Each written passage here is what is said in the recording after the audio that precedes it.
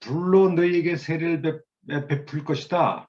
자기는 워터 베프티즘으로 끝나지만 내 뒤에 오시는 분은 소위 baptism with the spirit and fire, 소위 spirit and fire baptism, 이걸 주겠다. 그런 의미에서 나는 그의 신발끈을 풀기도 감당치 못한다. 신발끈을 고대 세계에서 매거나 풀거나 하는 거는 종들이 하던 일이거든요. 그러니까 예수님, 메시아에 비해서 나는 종보다 못하다. 그는 훨씬 더 권한과 능력이 많으신 분이다 라고 하는 그런 얘기죠. 예수님께서 장차 오실 예수님께서 성령과 불로 너희에게 세례를 베푸실 것이다 이렇게 얘기했는데요. 사실 이 세례를 베풀다 동사는 사실 세례 요한 이전에 심지어 구약이나 유대교 문헌에서도 잘 쓰이지 않는 정말 희귀한 단어라고 그래요. 바프티소 동사, 세례. 그러니까 우리는 오늘날 이제 세례 의식이 너무 보편화돼 있잖아요. 교회마다 다 세례를 베풀고 하기 때문에 당연히 이제 물로 세례를 베푸는 것이 무슨 뜻인지 이해를 했겠지만 세례 요한이 이 세례를 베풀다, 바프티소 동사를 신약에서 처음으로 사용한 분이에요. 구약에도 사용한 적이 별로 없고 또 유대교 문헌에도 잘 나타나지 않는 아주 희귀한 단어죠. 그러니까 세례 요한이 이 세례를 베푼다라고 얘기했을 때 그 세례 베푼다는 뜻이 뭘까? 무슨 뜻으로 사용했을까? 그래서 이제 학자들은 이 요단강에서 이제 소위 세례를 베풀었기 때문에 흐르는 이 강물 속에 사람들을 아예 집어넣었다가 다시 빼거든요. 보통은. 그러니까 이 바프티소 동사는 소위 물에 잠그다, 가라앉히다, 뭐 그런 뜻으로 쓰이지 않았을까, 뭐 그런 생각을 하게 되는 것이죠. 오늘날 우리 세례는 그냥 머리 위에다가 물만 상징적으로 딱딱 뿌려서 우리 장로교가 특별히 그렇죠. 근데 요즘에 그 침례교 교단 같은 경우에는 아예 큰 욕조를 만들어 놓고 그리고 사람들을 아예 그냥 물속에 집어넣었다가 다시 빼지 않습니까? 막 그런 그 의식이 세례 요한이 이제 처음으로 시행을 했기 때문에 아마 이 물에 사람을 집어넣었다가 잠그고 씻고 하는 이런 그 의식이 아마 이 신약학자들은 신약 배경사를 공부하는 사람들의 경우에는 아마 쿰난 공동체에서 나오지 않았을까. 이 쿰난 그 공동체 유대교의 여러 분파가 있죠.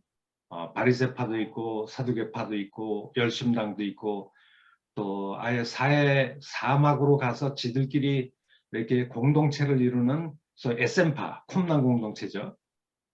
소위 섹타리안적인 분리주의적인 행동을 하는 이런 사람들이 자기들끼리 이제 그 그룹을 공동체를 만들어 가지고 이 사람들이 매일같이 그 욕조에 들어가서 자기를 씻는 의식을 했다고 그래요.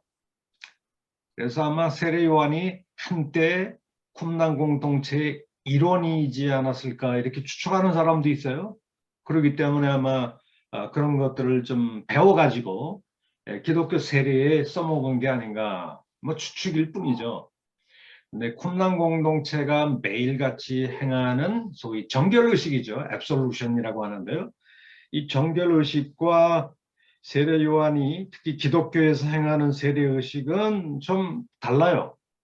어떤 점에서 다르냐 하면 쿰난 공동체는 매일같이 씻는 행위거든요. 소위 daily practice, 매일같이 이루어지는 그런 일인데 우리 기독교는 일생에 딱 한 번으로 끝나거든요.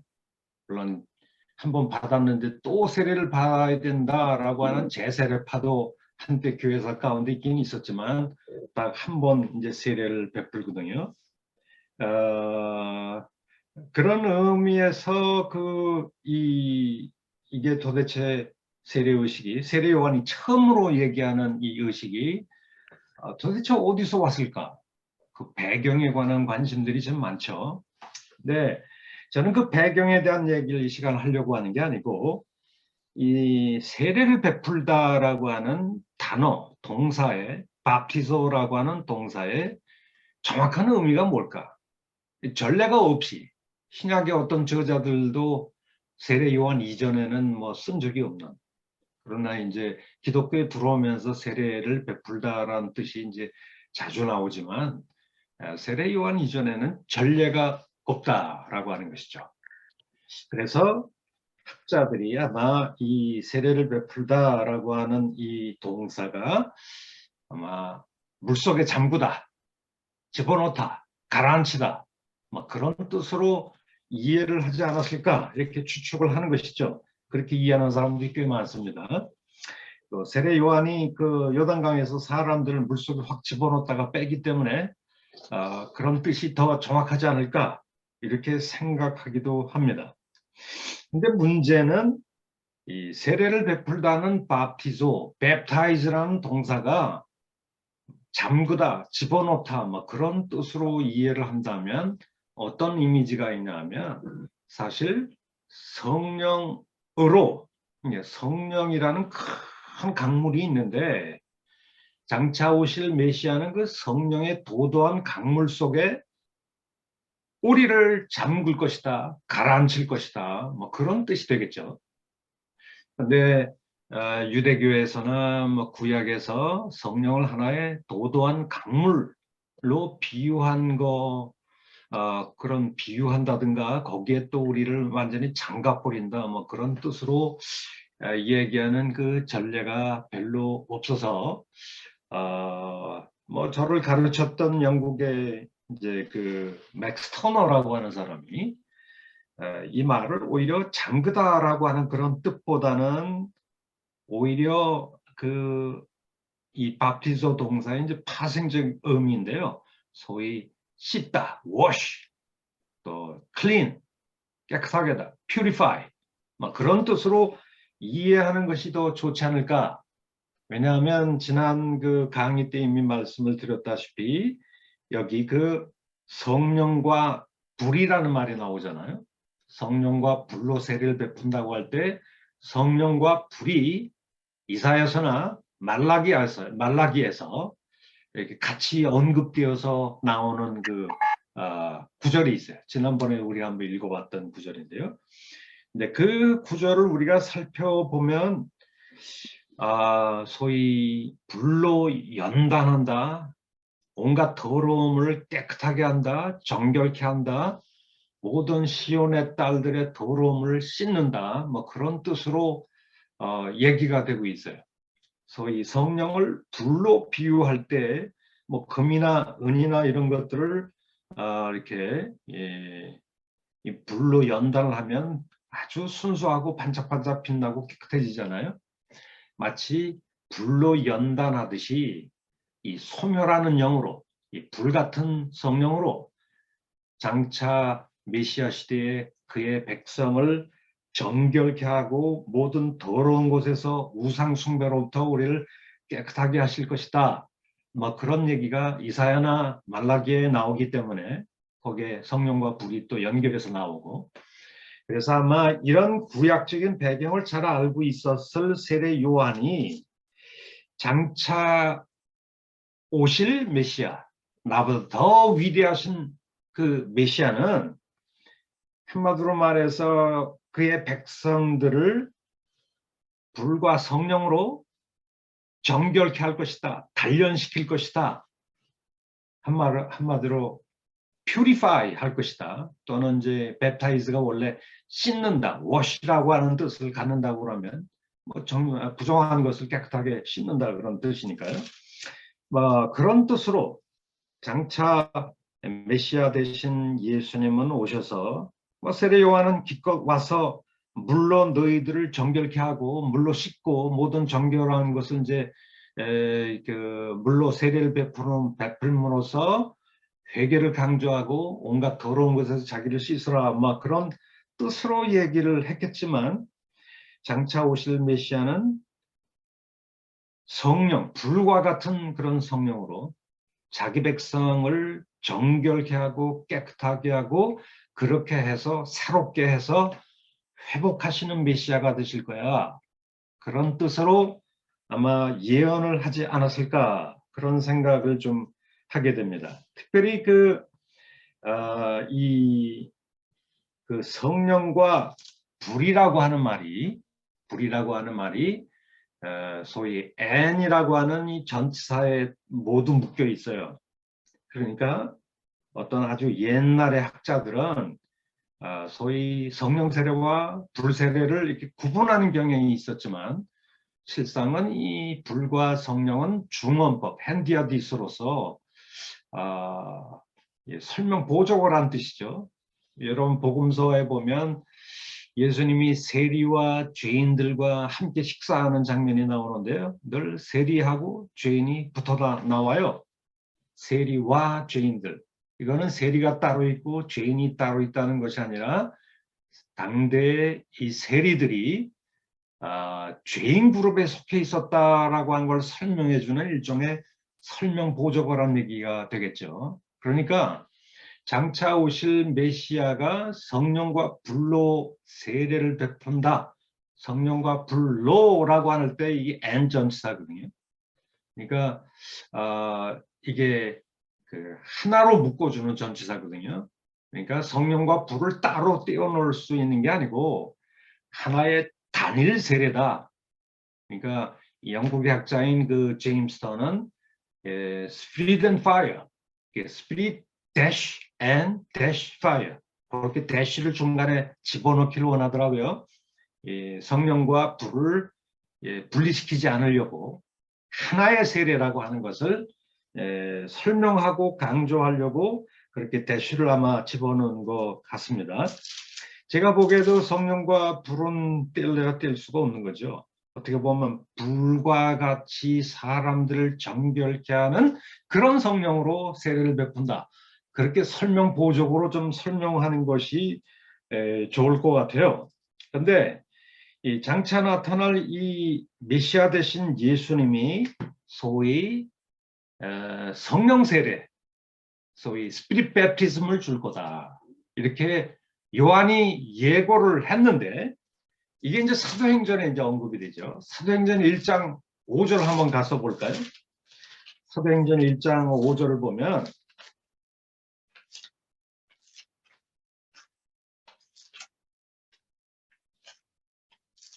사도행전 1장 5절입니다. 우리 한번 다 같이 한번 읽어볼까요? 요한은 물로 세례를 베풀었으나 너희는 몇 날 며칠이 못되어 뭘로 세례를 받으리라? 성령으로 세례를 받으리라 이렇게 돼 있지 않습니까? 네. 여기는 좀 달라진 게 있죠.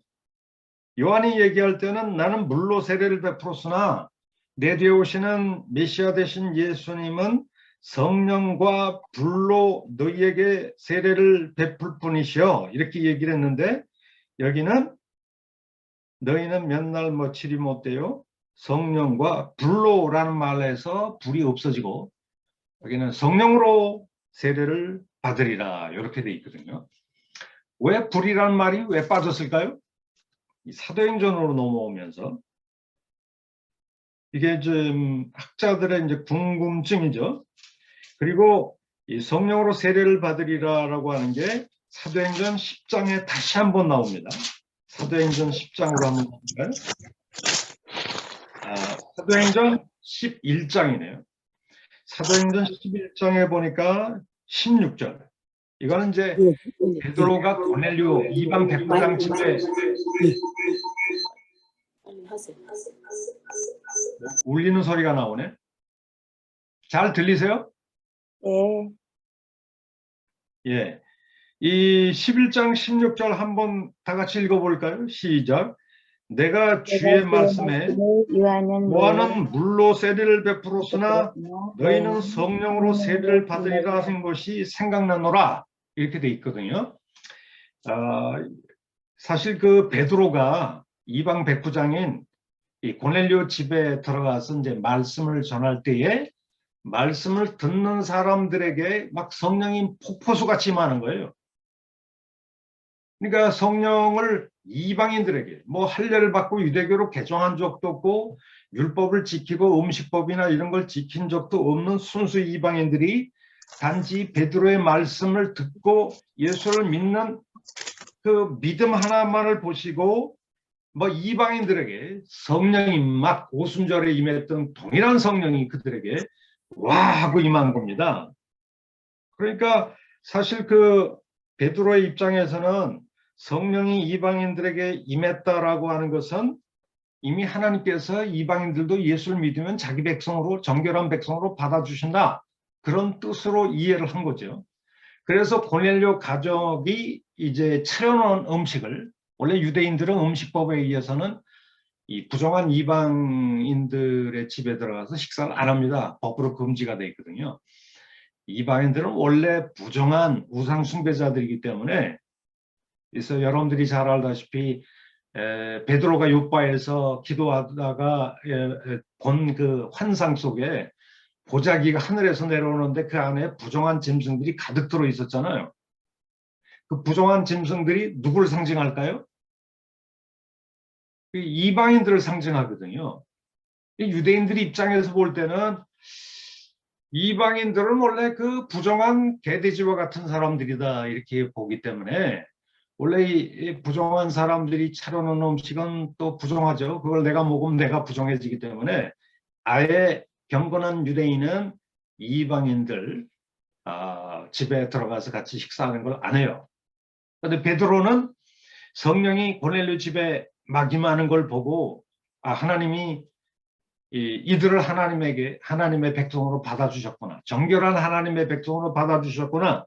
그렇게 생각해서 사실 그 고넬료 집에 들어가서 식사를 한 거죠. 식사를 했는데 11장 1절을 보면 베드로가 이제 예루살렘으로 돌아오니까 예루살렘 기독교회가 발칵 뒤집힌 거예요. 뭐라고 그러냐면 베드로가 예루살렘으로 올라갔을 때 11장 2절에 할례자들이 뭐 유대 기독교인들이겠죠. 막 베드로를 막 비난하면서 내가 어떻게 무할례자 이방인의 집에 들어가서 함께 식사할 수 있냐?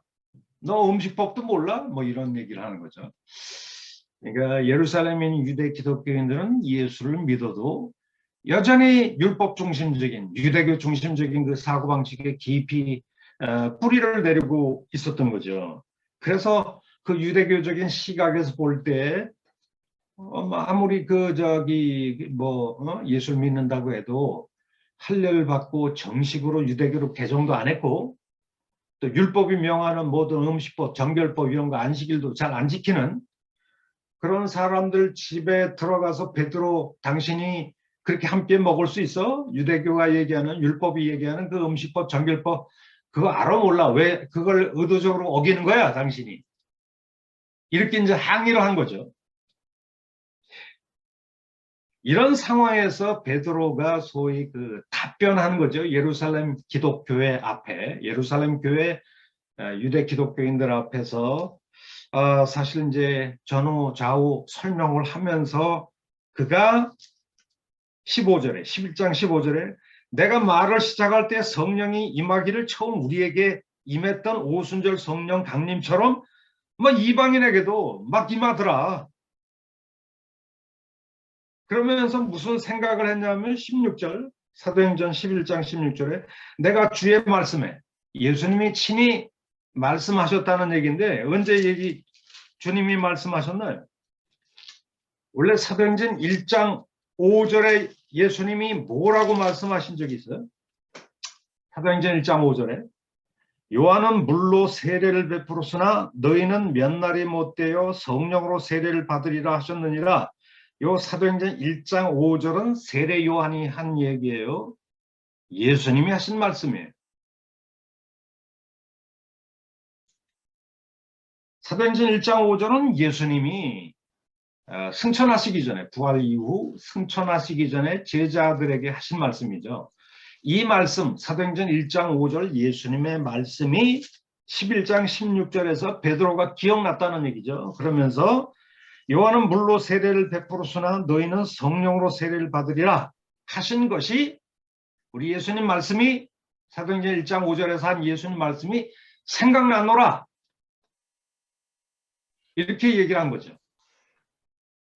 그런데 여기서 볼 때 아까 우리 누가복음 3장 16절에는 세례 요한이 얘기할 때는 나는 물론 너에게 세례를 베풀지만 사실 나 뒤에 오신 분은 나보다 더 위대하신 분인데 그는 오시면 성령과 불로 너에게 세례를 베풀 거야. 이건 세례 요한이 얘기한 거죠. 근데 세례 요한이 얘기했던 것과 비슷한 말씀을 예수님 부활하신 이후에 사도행전 1장 5절에서 예수님이 또 하셨어요. 그리고 11장 16절에도 또 베드로가 또 얘기를 하고 있고. 자, 그러면 우리 세례 요한의 예언과 예수님의 말씀은 일맥상통한다고 볼 수 있겠죠. 그런데 한 가지 차이는 있죠. 세례 요한은 불과 성령으로 세례를 베푸는 메시아에 대해서 얘기를 했는데 왜 예수님은 사도행전에서 오순절 승천 이후에 예수님이 일단의 제자들에게 사도행전에서 얘기하실 때는 이 불이 사라졌어요. 너희가 몇 날 며칠이 못 되어 성령으로 세례를 받게 될 것이다. 이렇게 얘기를 하고 있거든요. 여기에 질문이 있어요. 왜 불이 사도행전에서는 세례 요한이 누가복음 3장 16절에 언급됐던 이 불이 왜 사도행전 1장 5절과 11장 16절 주의 말씀으로 언급될 때는 왜 불이 사라졌을까? 여기에 대해서 소위 영국의 학자인 제임스 던의 유명한 이론, 지난주에 제가 한번 말씀을 드렸는데요. 제임스 던의 이 견해가 오늘날 우리 한국교회, 우리 총신에도 많이 그렇게 받아들여지고 수용되고 있더라고요. 그런데 이 던의 입장은 이런 얘기죠.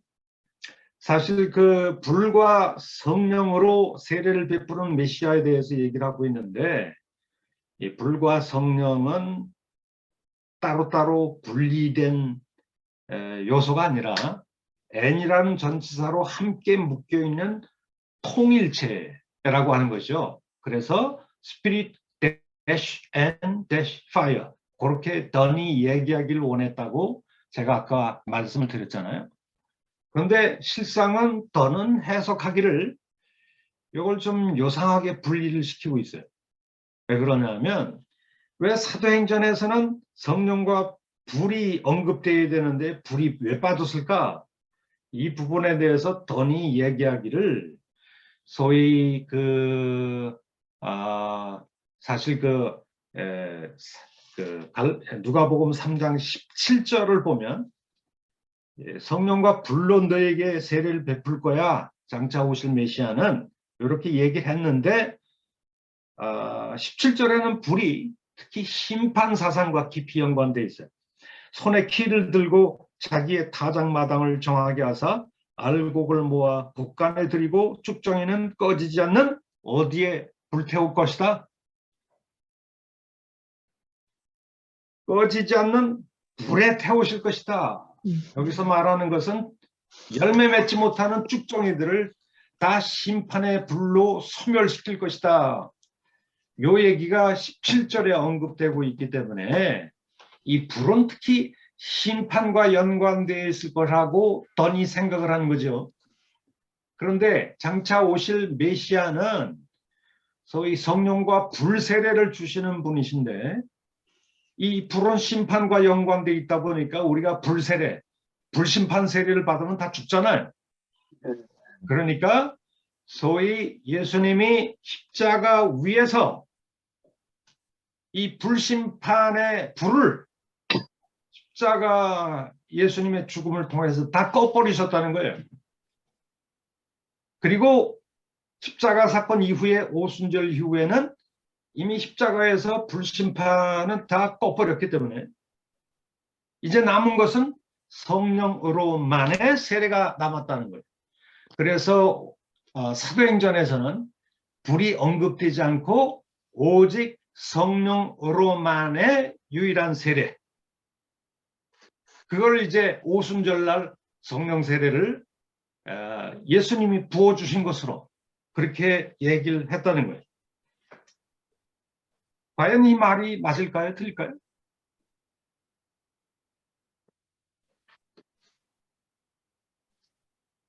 근데 사실은 성령과 불을 별개의 요소로 분리시키면 안 된다고 해놓고는 더는 실질적으로는 이 불의 세례, 불심판의 세례는 십자가에서 다 소진되고 꺼버리고 이제 남은 것은 성령으로만의 세례를 오순절 이후에 제자들에게 베풀었다고 얘기함으로써 성령과 불을 다시 이렇게 분리시키는 것은 온당하지 못한 것 같아요.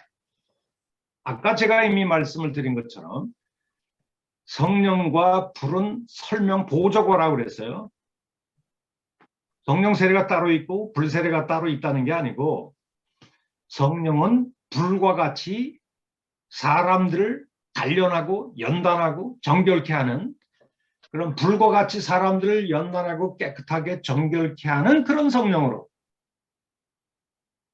그런 의미에서, 그리고 이 바티소 세례 베푼다는 것도 씻다, 정결케 하다, 뭐 그런 뜻으로 이해를 한다면 세례 요한이 내다본 메시아는 어떤 메시아를 내다봤을까요? 그 메시아는 장차 이 불로 금과 은을 연단케 하고 정결케 하고 모든 시온의 딸들에서 우상숭배와 온갖 더러움을 깨끗하게 씻고 정결케 하는 그런 불과 같이 사람들을 정결케 하고 연단하고 단련시키는 그런 성령, 이 단일 성령이죠. 성령 자체가 불과 같이 사람들을 정결케 하는 역할이 있다 보니까 그런 성령으로 장차 그의 백성을 정결케 하고 씻고 그래서 새롭게 해서 그의 백성을 회복하게 될 그런 메시아를 내다봤다. 오히려 이렇게 얘기하는 것 같아요. 그럼에도 불구하고 이 성령의 이 세례를 받지 않은 사람들에게는 실상은 또한 하나님의 심판이 임하는 것도 사실이죠. 네, 어쨌든 제가 말씀을 드리려고 하는 것은 이렇게 성령과 불을 이렇게 이원적으로 분리시키는 것은 좀 옳지 못하다. 저는 뭐 그런 생각을 좀 가지고 있고요. 두 번째, 세례 요한이 말하기를 장차 오실 메시아는 불과 성령으로 너희에게 세례를 베풀 거야 이렇게 예언했는데 이 예언이 지상사역 기간에 이미 성취되기 시작했을까요? 오순절 성령 강림으로 성취되기 시작한 걸까요?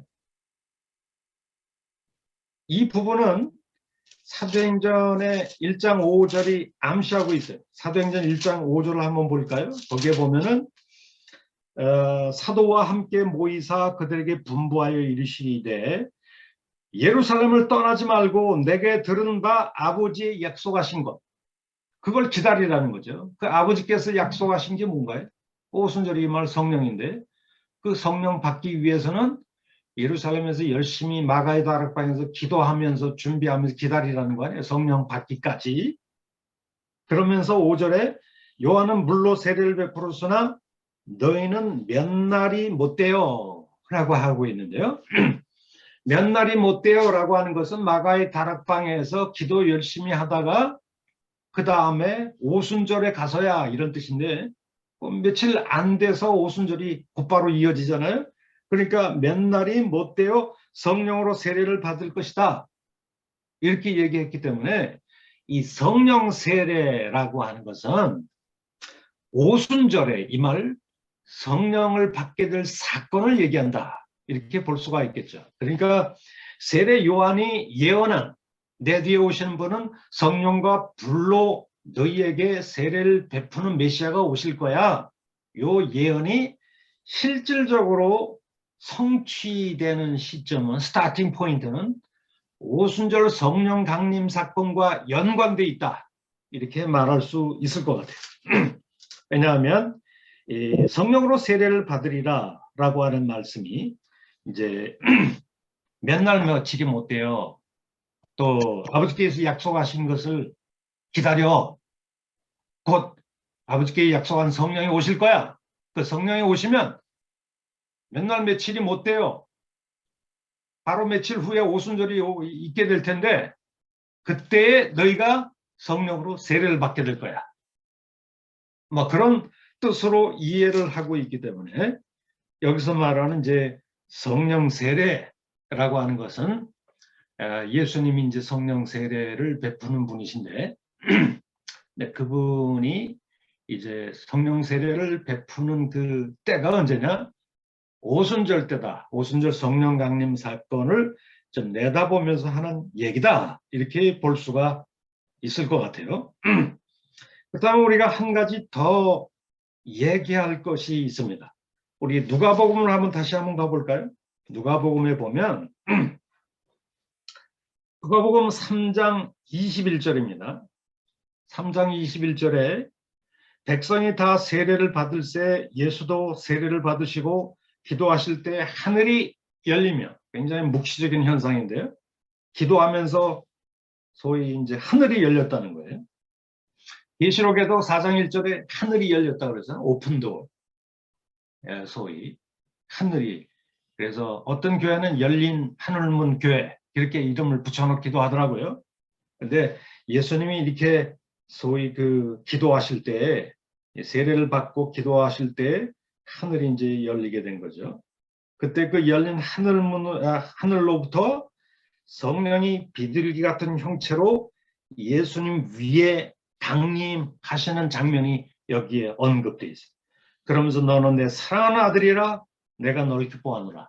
이 말은 시편 2편 7절과 또 소위 여호와의 종의 노래인 이사야 40장 이야기가 이렇게 결합되어 있는 구절이죠.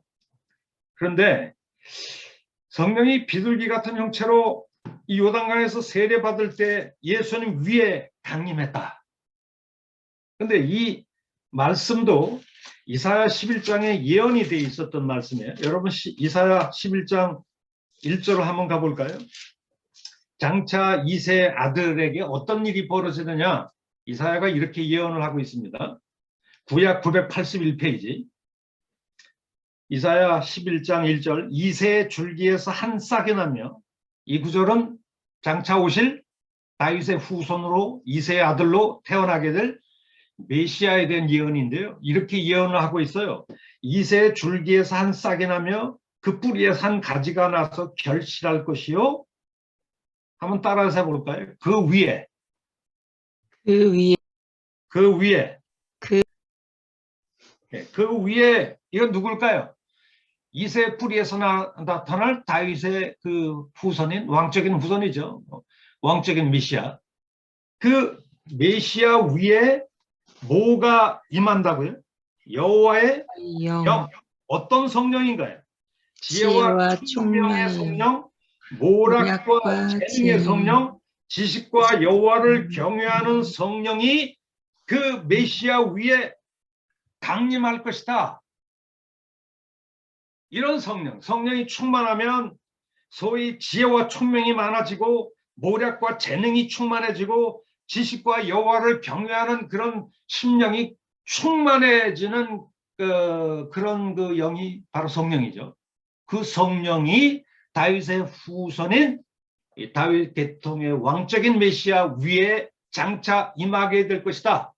강림하게 될 것이다. 요 이사야 11장 2절이 실질적으로 성취된 시점이 언젠가요?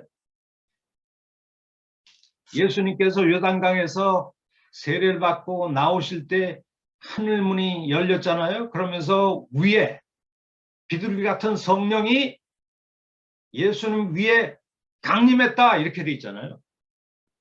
이때 이사야 11장 2절 말씀이 실질적으로 이제 실현된 것이다 이렇게 볼 수가 있어요. 근데 바로 이 일이 요단강 세례 사건, 어떻게 보면 예수님이 요단강에서 성령 받은 성령 강림 사건이죠. 그 성령 받은 사건으로 인해서 4장 1절에 어떤 변화가 생겼다고 그랬죠? 누가복음 4장 1절, 예수께서 어떤 모습으로 요단에서 돌아가셨습니까? 성령의 충만함을 입어서 요단강에서 세례 받고서 갈릴리로 돌아가셨잖아요. 근데 요단강에서 세례 받고 갈릴리로 돌아가는 예수님의 모습이 뭐예요? 이전과 좀 확실히 달라진 면이 있죠. 어떤 모습으로? 뭘 입어서? 성령의 충만. 아주 성령의 충만함을 입은 그런 분의 모습으로 이제 갈릴리에 돌아가서 일종의 메시아 공생의 사역을 시작한단 말이에요. 성령 충만한 메시아. 그리고 누가복음 4장 14절에도 이렇게 얘기를 합니다. 예수께서 어떤 모습으로 갈릴리로 돌아가셨다고요? 요단강에서 갈릴리로. 여기는 성령의 능력으로 이렇게 돼 있잖아요. 4장 1절은 성령의 충만함을 입어 이렇게 돼 있는데요. 그러니까 이런 성령의 능력을 힘입었다든가 성령의 충만함을 입었다라고 하는 이것은 요단강에서 있었던 성령 강림 사건, 예수님 위에 성령이 비둘기같이 강림한 사건, 그것으로 이런 변화가 생긴 것이죠. 그런 모습이 있은 다음에 갈릴리에 들어가서 소위 예수님의 나사렛, 자기 고향 동네죠. 예수님이 나사렛 회당에 들어가셔서 이사야 61장 1절 2절을 쫙 피시면서 이렇게 얘기를 하고 계세요.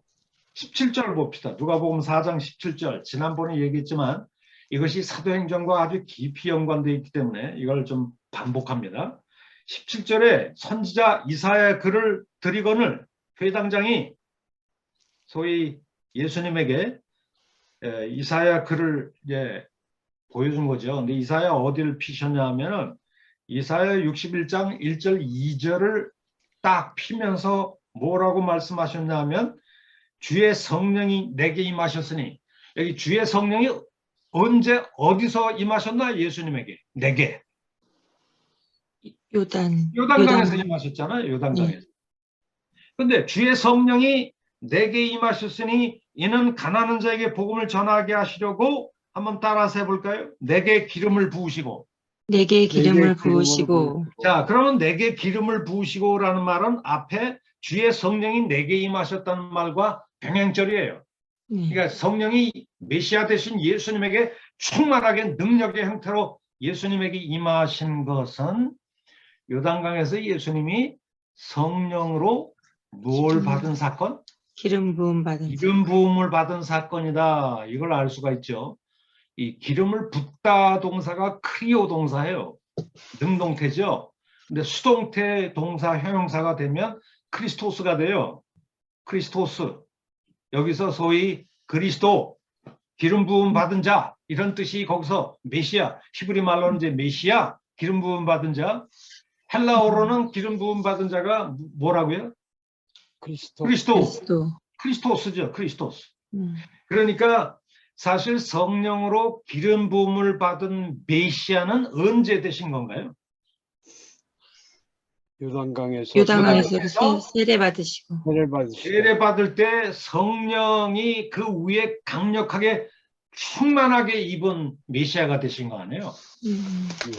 자, 그러니까 성령의 능력을 힘입은 메시아, 그 메시아가 되셨는데 그렇게 예수님에게 성령을 기름을 부으신 이유가 뭘까요?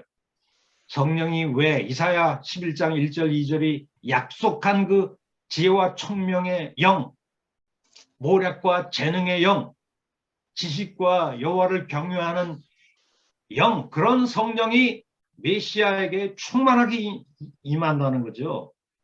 그래서 예수님이 성령으로 기름 부음 받은 메시아가 되셨는데 여기 5가지 목적이 있다고 그랬죠. 첫째는 뭐예요? 가난한 자에게 복음을 전하고. 복음을 전하게 할 목적으로, 이 메시아 기름 부음의 목적이죠. 네. 메시아가 되신 목적. 두 번째는 뭘까요?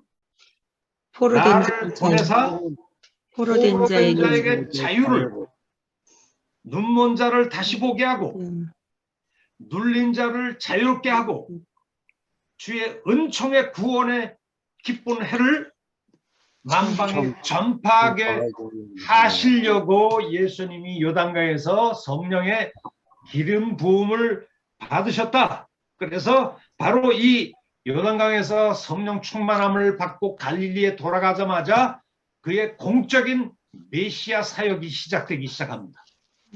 수많은 가난한 자에게 복음이 전파되고 사람들에게 죄 용서와 구원의 메시지를 선포하고 죽은 자를 살리고 문둥병자를 고치고 눈먼 자를 다시 고치게 하고, 그래서 이 세상의 모든 마귀 사탄의 세력들을 다 축출시키고 이 땅에 뭐가 임하게 하는 거예요?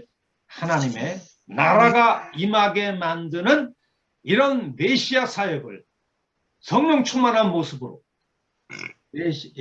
예수님의 지상 사역을 통해서 쫙 예수님이 하게 되신 거죠.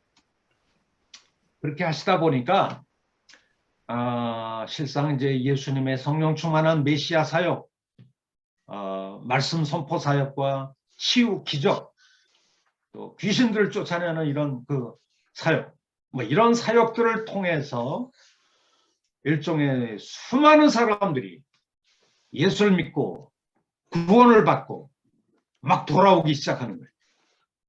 그러니까 구원의 새 시대가 시작됐다. 새 언약 시대가 시작됐다. 구원의 기쁜 소식이 막 전파되어지고 세리와 죄인들이 회개하고, 그러면서 또 삭개오 같은 사람이 뽕나무에서 예수님을 만나가지고 예수님 말씀을 듣기를 원했을 때 예수님이 삭개오에게 뭐라고 했나요? 오늘날 구원이 너희 집에 이르렀다, 이렇게 얘기하고 있잖아요.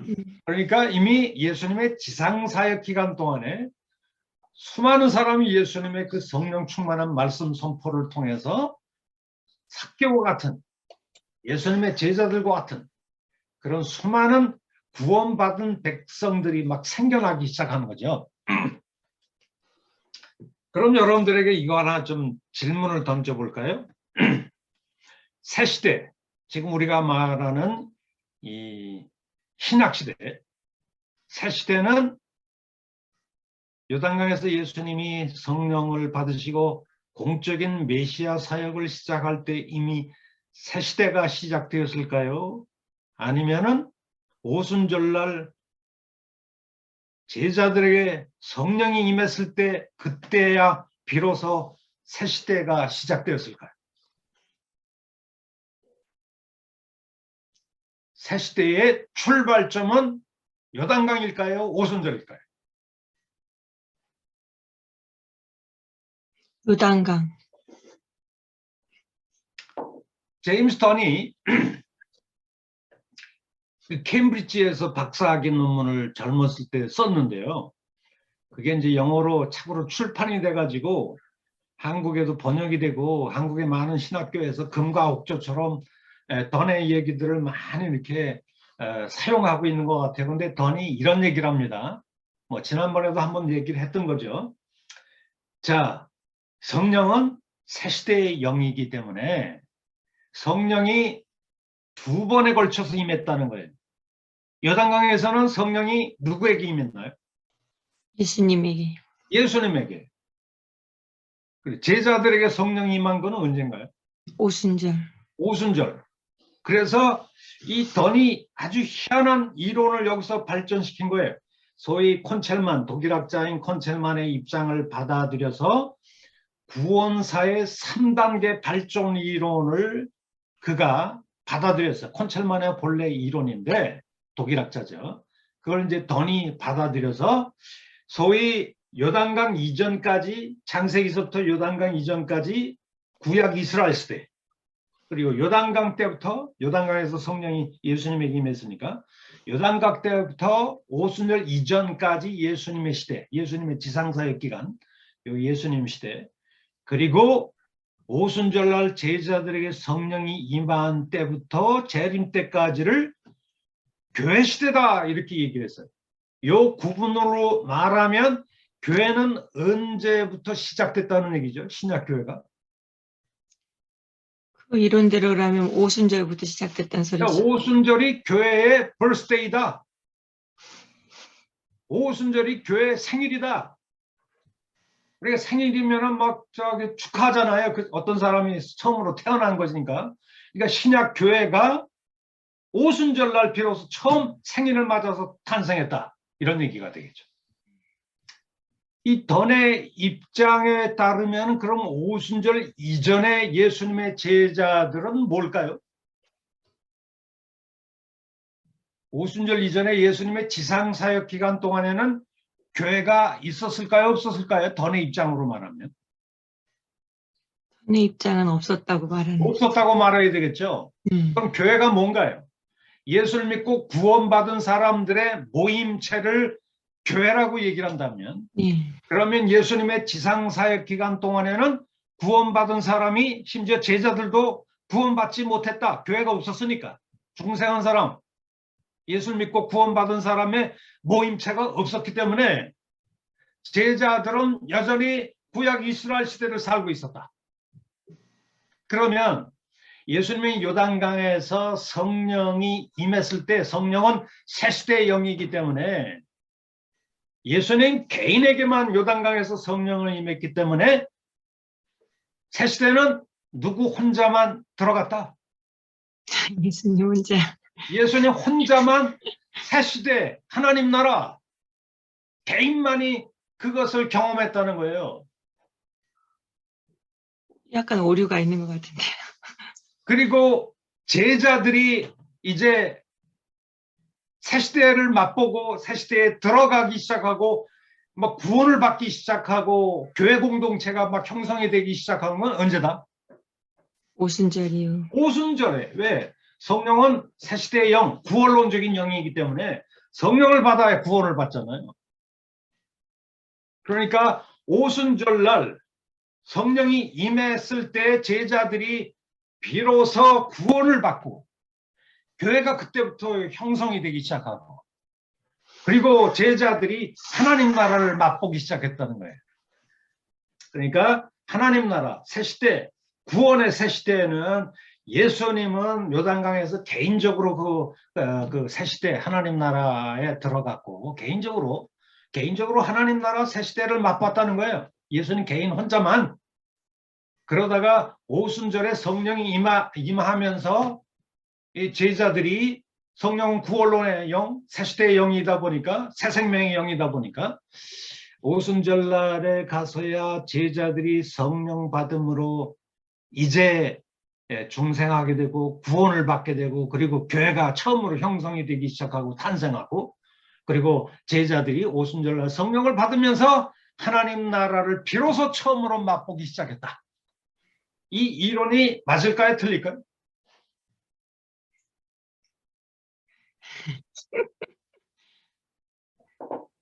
지금 틀린 것도 같고 맞는 것도 같아요. 저는 약간 좀 틀린 것 같기도 해요.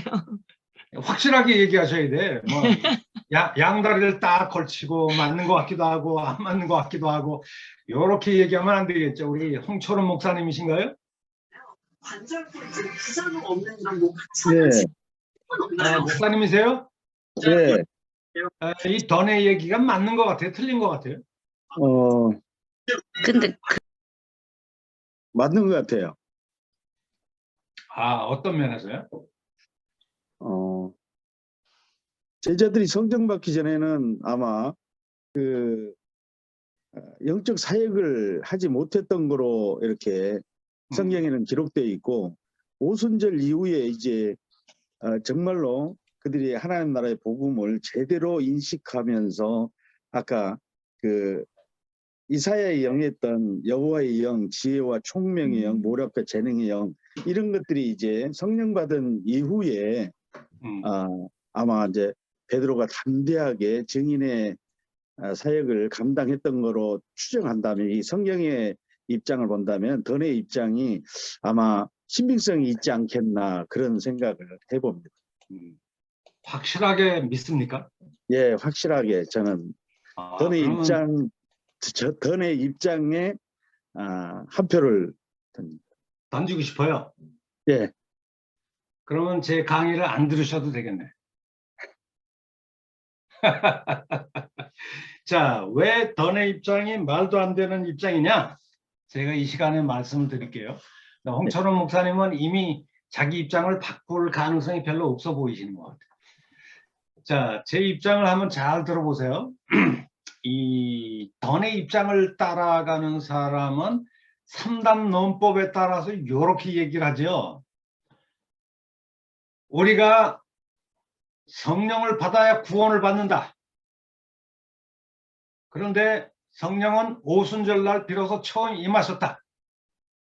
그렇기 때문에 오순절 이전에는 성령 받은 사람이 없고 구원받은 사람이 없다. 그러므로 구원받은 사람들, 교회는 오순절 이후에야 생기기 시작했다. 이런 논법이거든요. 네? 근데 홍철원 목사님은 두 가지 개념의 혼선이 조금 복합적으로 들어와 있어요. 그러니까 성령을 받으면 구원을 받고 중생을 하고 하나님 백성이 되고 하는 이런 구원론적인 성령과, 예수는 믿긴 믿지만은 좀 뜨뜻미지근하게 살다가 성령 받고 그냥 은사 체험하고 확신 있게 복음 선포하는 능력 경험을 이렇게 혼돈하면 안 돼요. 네네. 예. 근데 실상은 간단 명료하게 이렇게 얘기를 해봅시다. 오순절 이전에 예수님의 지상사역 기간 동안에 구원받은 사람들이 있을까요? 없을까요? 있지요.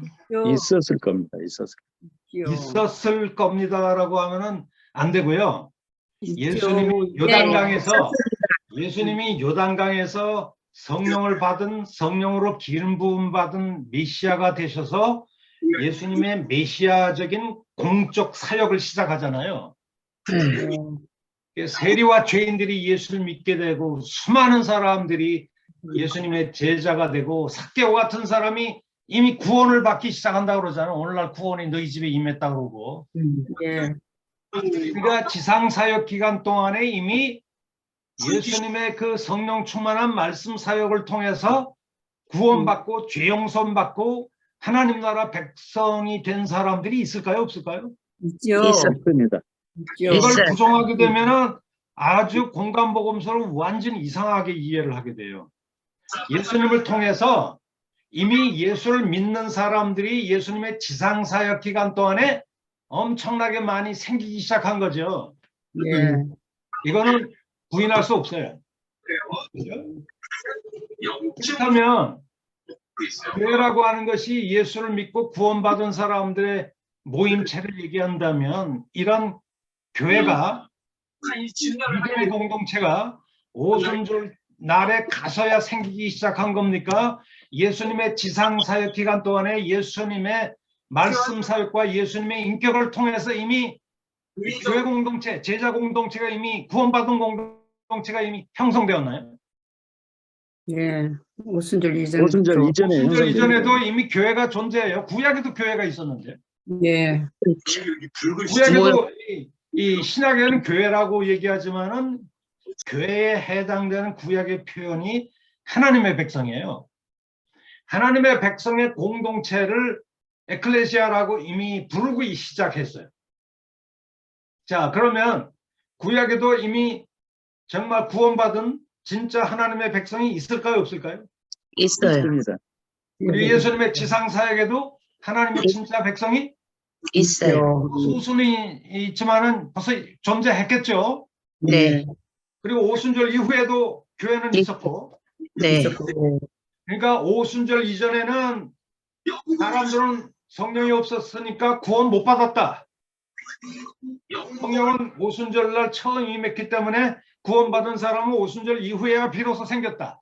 이런 논리는 성립이 될 수 이런 틀렸다. 논리는 성립이 될 수가 없어요. 음. 자, 그러면 제가 여러분들에게 한번 질문을 던져볼게요. 요단강 예수님에게 임했던 성령 강림 사건의 의미가 뭘까요? 그리고 오순절날에 이미 예수를 믿고 구원받은 120문도, 지금 사도행전 1장에 보면 120명의 소위 예수님의 제자들 그룹이 마가의 다락방에서 열심히 기도하고 있잖아요. 성령 받기 위해서. 예. 근데 이 120명의 일종의 제자 그룹들은 지상 사역 기간 동안에 이미 예수를 믿은 사람들이야, 아니에요? 믿은 사람이죠. 예수를 이미 믿은 제자 그룹들이에요. 네. 예. 근데 이들에게 왜 성령이 임할 필요가 뭐가 있을까요? 이 성령 받고 오순절날 성령 받고 구원을 또 받는 거예요. 지상 사역 기간에 예수를 믿고 이미 구원 받았는데 나는 몇 날 며칠 못 되어서 아버지께서 약속한 성령, 오순절 성령을 받아서 다시 구원받아야 돼, 이런 얘기가 아니죠.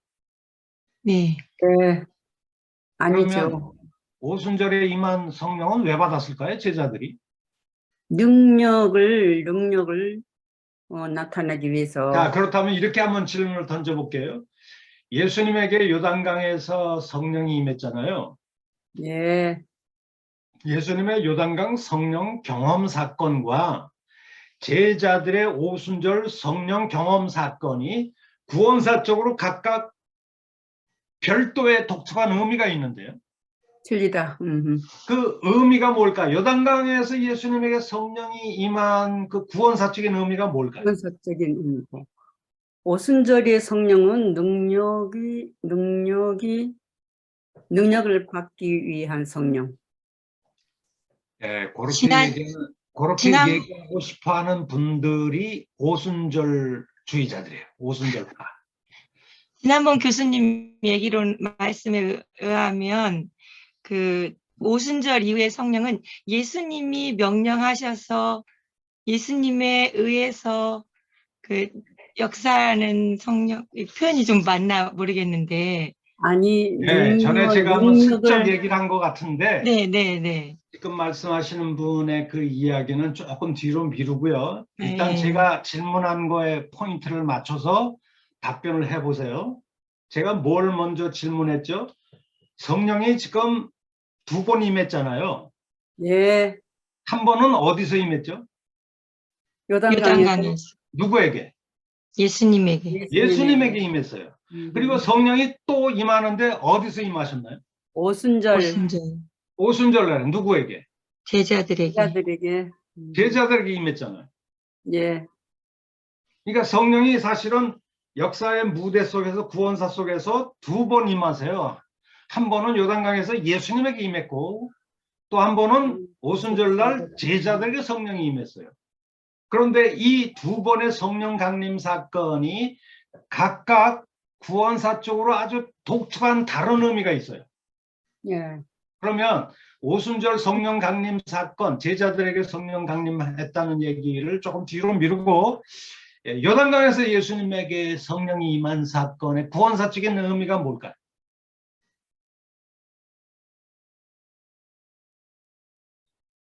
메시아로서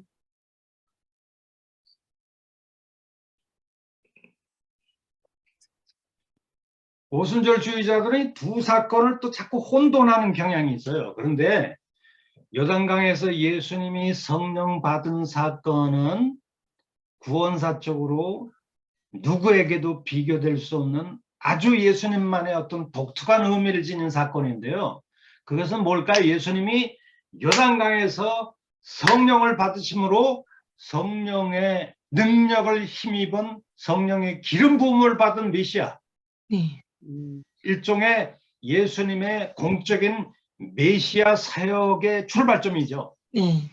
그죠? 네. 예. 그리고 이 요단강에서 예수님이 성령 받고 메시아의 사역을 사람들, 그의 백성들을 정결케 하고 뭐 이렇게 구원하는 그 일이 공적으로 시작되잖아요. 그래서 가난한 자에게 복음을 전파하고 귀신들을 쫓아내고 수많은 병자들을 낫게 만들고 뭐 수많은 이적들을 행하고 그래서 이미 지상 사역 기간 동안에 예수님과 그의 말씀을 통해서 기적 행위를 통해서 이미 너희들에게 뭐가 임했다고 얘기하고 있어요?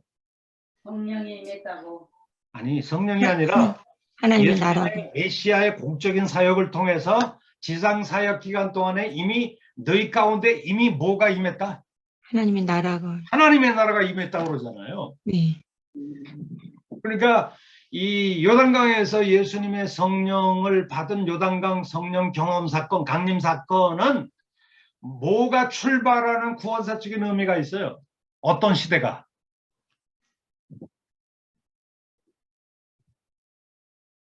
그리스도가 새 시대. 음. 어떻게 보면 신약 시대의 본격적인 출발점이죠. 그리고 이미 예수님의 공적 사역을 통해서 하나님의 구원받은 하나님 백성 공동체인 교회가 이미 예수님의 지상 사역을 통해서 이미 시작됐어요. 구원받은 자들이 생겨나고 사람들이 죄 용서를 경험하고 그리고 기적을 행하고 예수님을 통해서 또 하나님 나라를 경험하고 막 그러잖아요.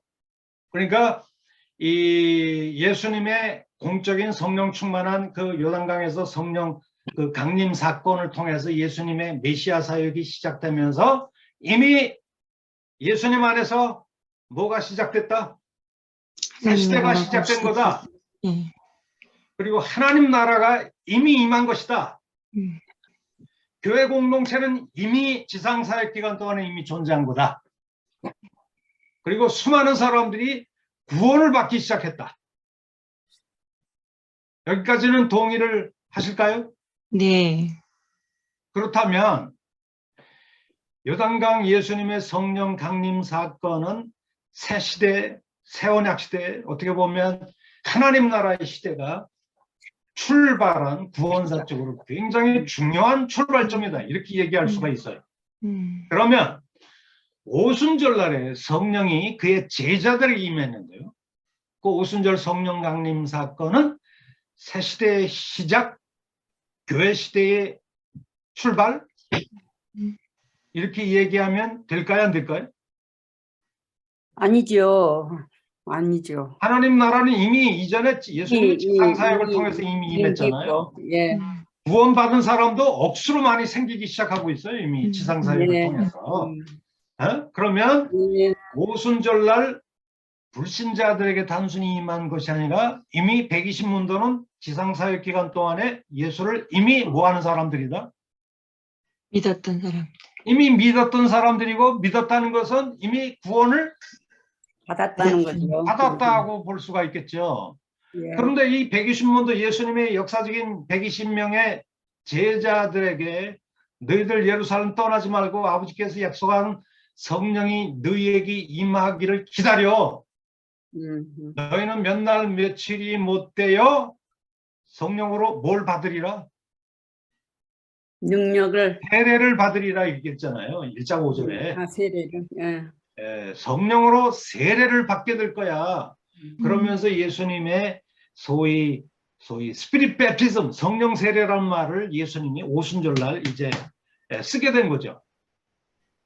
그렇다면 오순절에 받게 될 제자들의 성령 세례는 성령 세례를 받음으로 구원을 받았다는 뜻일까요? 땅까지 복음을 증거하기 위한 능력 체험을 얘기하는 걸까요? 능력 체험. 후자. 아까 홍철환 목사님은 성령 받고 예. 지상사의 기간 동안에는 비실비실했던 사람들이 성령 받고 확실하게 변화가 돼서 막 그냥 말씀 전하고 그랬다는 거 아니에요? 근데 그 비실비실한 사람들이 성령을 받아서 땅끝까지 막 담대하게 복음을 전했다는 건 맞아요. 근데 그렇게 비실비실했다고 얘기를 하면서 그들은 전혀 중생하지 못한 사람들이다. 그들이 중생한 시점은 오순절날 성령 받음으로써 처음으로 구원받기 시작한 거다. 이렇게 얘기하면 안 된다는 얘기죠. 이미 이전에 예수를 믿고 구원받은 사람들이 많았기 때문에. 근데 예수를 믿는 이미 일단의 예수의 구원을 받은 이미 그들은 이미 하나님 나라를 경험한 사람들이죠. 그런데 그렇게 예수를 믿는 120명의 예수의 제자들에게 왜 성령이 또 임할 필요가 있을까요? 성령 받음으로 구원을 또 받기 위해서? 아니, 권능을 받기 위해서. 그래서 사도행전 1장 8절에 보면 이렇게 얘기가 되죠. 사도행전 1장 8절에 이렇게 얘기를 합니다. 1장 8절에 복음을 너희들 말이야 전하면서 이렇게 예루살렘 떠나지 말고 기다려라고 하면서 8절에 오직 성령이 너희에게 임하시면 권능을 받고 구원을 받고 개과천선하리라 중생하리라 이렇게 얘기를 안 하고 성령이 너희에게 임하시면 너희가 뭘 받고? 권능을 받고 파워를 받는다는 얘기죠. 예. 이 파워가 뭐를 위한 파워예요 이게?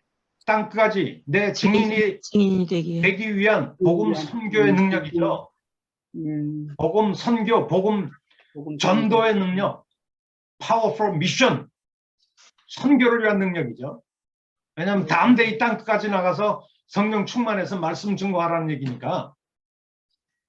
그러니까 오순절 성령은 이게 능력을 선교를 위한 능력을 받기 위한 구원 이후에 받게 되는 또 다른 제2의 어떤 축복, 구원에 덧붙여진 구원 이후에 주어질 화끈한 성령 세례 경험, 능력 체험 이렇게 얘기하고 싶어하는 사람들이 주로 누굴까요? 구원은 이미 지상사역에서 받았고 오순절에 그들에게 임한 성령은 선교를 위한 능력, 교회 봉사를 위한 헌신을 위한 능력 이런 일종의 구원 이후에 주어지는 제2의 별도의 축복. 그래서 이걸 second blessing이라고 하는데요. 제2축복. 구원 이후에 추가된 덧붙여진 축복. 이렇게 얘기하고 싶어하는 사람들이 장로교일까요? 오순절파일까요? 오순절. 오순절파가 그렇게 얘기하는 거죠. 그래서 성령 세례라고 하는 말을 우리 장로교가 쓰는 용어하고 오순절 주의자들이 오순절 교회를 다니는 사람들이 얘기하는 성령 세례가 의미가 좀 달라요. 장로교에서 성령 세례 받았냐 이렇게 얘기하는 건 어떤 의미로 쓰죠? 지난번에 제가 말씀을 드렸죠. 우리 송재희 목사님. 예. 아주 진지하게 조용하게 듣고 계신데 장로교에서 말하는 이 성령 세례는 무슨 뜻이죠? 성령 세례는 믿음의 재확신. 재확신.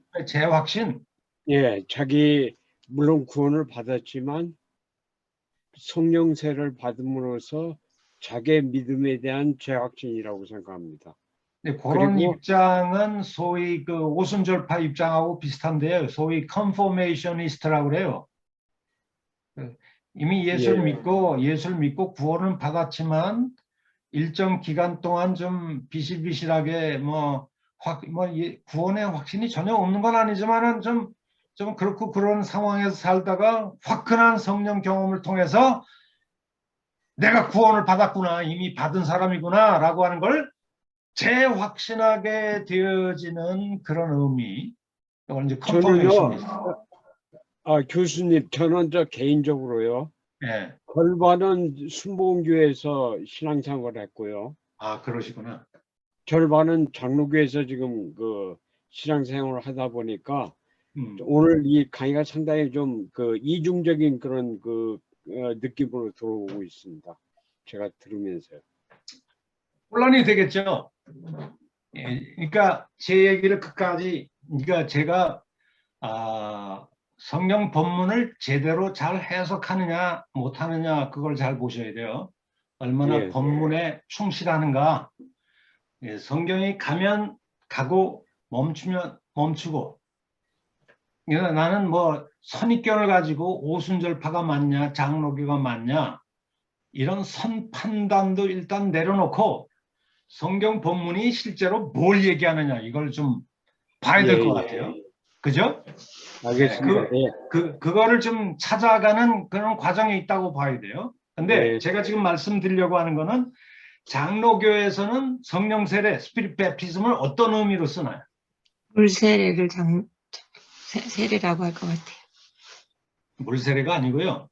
거듭남. 장로교에서 네. 어떤 사람이 성령으로 세례를 받았다라고 하는 것은 중생했다, 구원받았다 그런 뜻이에요. 그러니까 이미 성령은 철저하게 구원론적인 성령이다 보니까 구원을 받기 위해서는 뭘 받아야죠? 장로교에서는? 성령 세례. 아니, 물세례. 구원을 받기 위해서는 장로교에서는 뭘 받아야 된다고요?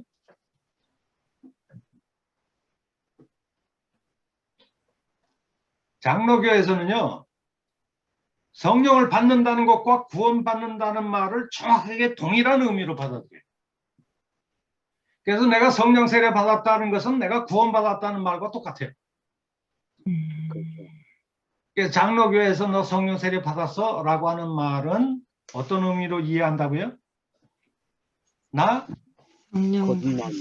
구원받았어 라고 하는, 이 성령으로 세례를 받는 순간 나는 이미 구원받았다. 왜냐하면 정말 구원받는 것이 성령 자신의 역사이기 때문에 구원을 여기 그 성령을 통하지 않고서는 누구도 구원받지 못한다. 그래서 우리가 성령을 받으면 곧바로 하나님을 뭐라고 불러요? 아버지. 아버지. 예, 바울이 얘기하는 거죠. 그래서 성령을 따라서 합시다. 양자의 영. 양자의 영. 우리 로마서 8장을 한번 가보세요. 바울은 이런 구원론적인 성령론이 굉장히 강해요. 그래서 로마서 8장을 한번 가봅시다. 로마서 8장. 거기에 그 8장에 이런 얘기가 나옵니다. 8장 15절입니다. 너희는 다시 무수하는 종의 영을 뭐하지 않냐고? 받지 아니하고. 받지 않아. 받았다라고 하는 것이 과거 시제예요. 성령을 받았죠, 우리는. 성령을 받았는데 무서워하는 종의 영을 받은 게 아니라 무슨 영을 받았다고요? 양자의 영. 양자의 영을 받았다. 이 성령을 왜 양자의 영이라고 부를까요? 하나님을 아버지라 부를 수 있으니까. 그러니까 성령을 받는 순간 내가 하나님을 뭐라고 부르기 시작해요? 아버지라고. 아버지. 그러니까 나와 하나님 간의 자녀 관계를 형성시킨다는 거죠. 쉽게 말하면 내가 하나님의 자녀가 됐다고 하는 것인데요.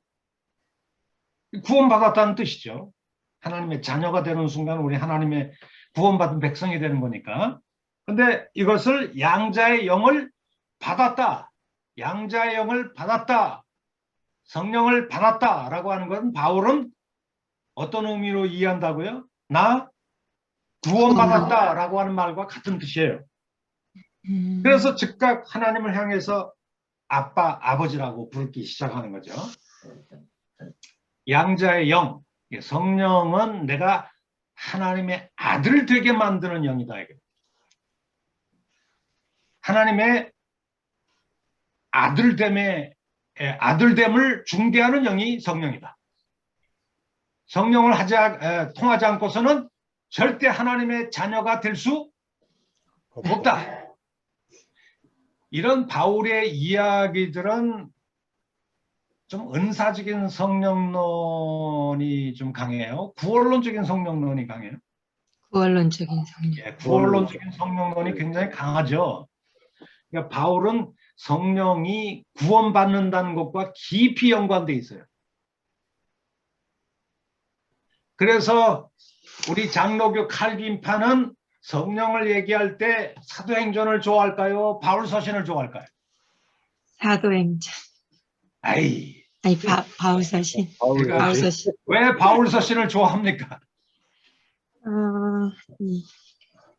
이 칼빈파들은 장로교는 성령론을 철저하게 구원론적인 성령론으로 이해하기를 좋아하잖아요. 성령 받았다, 내가 구원받았다, 하나님의 자녀가 됐다, 이거 다 같은 뜻으로 이해를 한단 말이죠.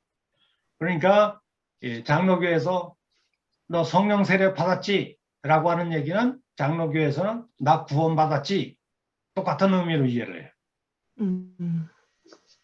그런데 오순절파로 넘어가서 너 성령 세례 받았어? 라고 하는 거는 전혀 다른 의미로 이해를 해요.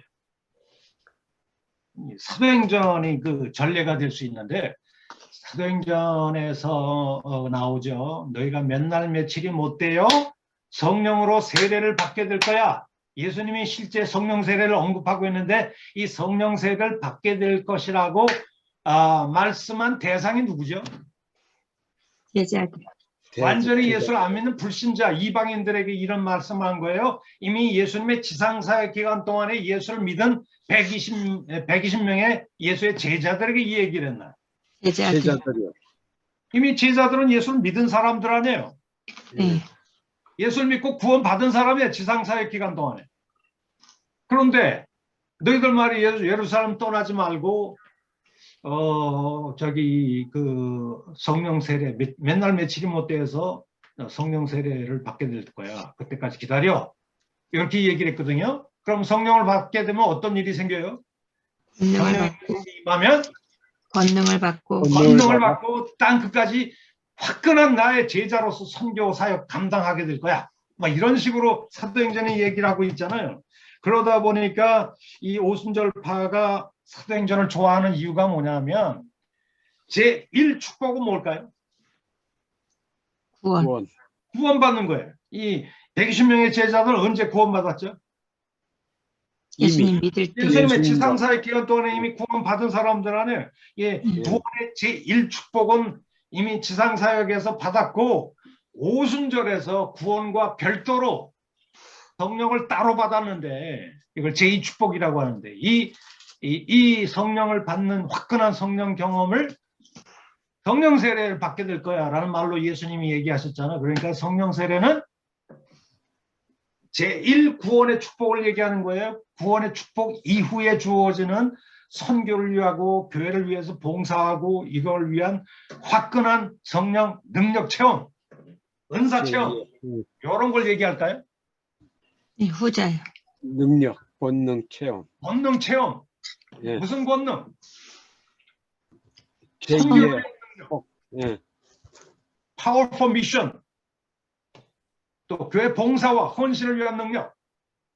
뭐 이런 것들을 얘기한다는 거예요. 이 역사적인 예수님의 제자들을 통해서 볼 때. 그러니까 오순절주의자들은 예수님은 성령 세례를 확실하게 제2의 축복, 구원 이후에 추가로 주어지는 화끈한 성령 능력 체험, 선교를 위한 능력 이런 걸 받는다는 뜻으로 이해를 하는 게 이제 오순절주의자들이죠.